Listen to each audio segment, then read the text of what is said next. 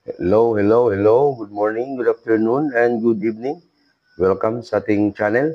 At bago tayo magpatuloy, pakihingi ng isang like and subscribe. At huwag kalimutang pindutin ang notification bell para lagi tayong updated sa mga bagong upload natin.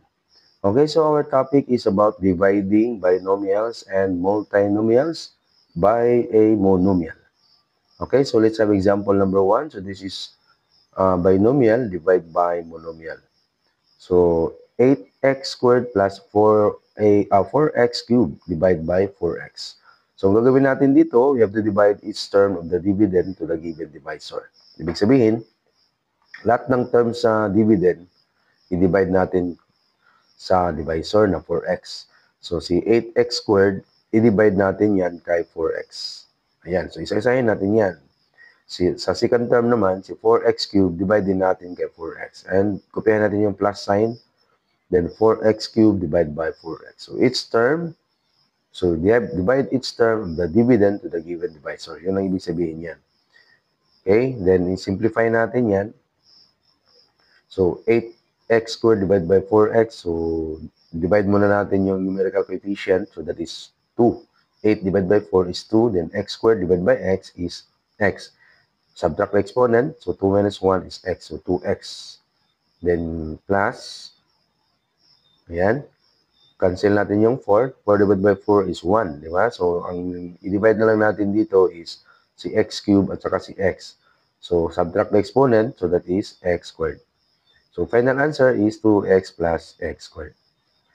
Another example, number 2, this is trinomial. Divide natin kay monomial. So, 12a to the 5th power divided by 9a cubed plus 6a squared. Divide negative 3a squared. So, ganun pa rin yung gagawin natin. I-divide natin each term of the dividend by the given divisor. So, si 12a to the 5th power, divide natin kay negative 3a squared. Ayan.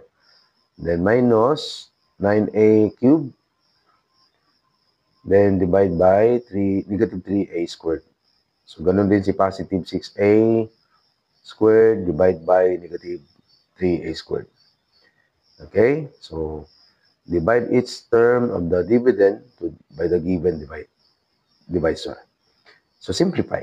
So 12a to the 5th power, divide natin kay negative 3a squared. So the result is negative 4. Kasi mag-divide tayo ng unlike sign, the result is negative. So negative 4a cubed. Okay, then second term, same term na yan or same sign na yan. So kapag mag-divide tayo ng the same side, the result is positive. That's why nagiging positive 3a yan. 9 divided by 3 is 3. Then a cubed divided by a squared, subtract exponent. So magiging a. Okay, or 3a. So minus, positive divided by negative is negative. So 6 divided by negative 3 is negative 2. Cancel na lang natin yung a squared. Divided by a squared, that is 1. So, final answer is negative 4a cubed plus 3a minus 2. Okay? Last example, number 3. This is trinomial divided by monomial. Negative 36 to the x to the 4th power, y to the 4th power, minus 9x cubed times x squared plus 27x squared y squared divided by 9x squared y. So, ganun pa rin yung gagawin natin. We have to divide each term of the dividend by the given divisor. So, si negative 36x to the 4th power, y to the 4th power, divide natin kay 9x squared y. Ayan. So, isasayin natin yan. Ganun din si 9x cubed, then x squared, divide by the divisor na 9x squared y. Ganun din si 27x squared.